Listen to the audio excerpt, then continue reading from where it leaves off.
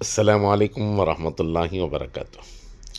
انتہائی رنج و غم کے ساتھ یہ اطلاع دی جاتی ہے کہ ملک کی معروف شخصیت اور ریاست کرناٹک کے تیسرے امیر شریعت حضرت مولانا صغیر احمد صاحب رشادی امت فیوزہم آج بروز پیر 12 جنوری صبح فجر کے بعد انتقال فرما گئے۔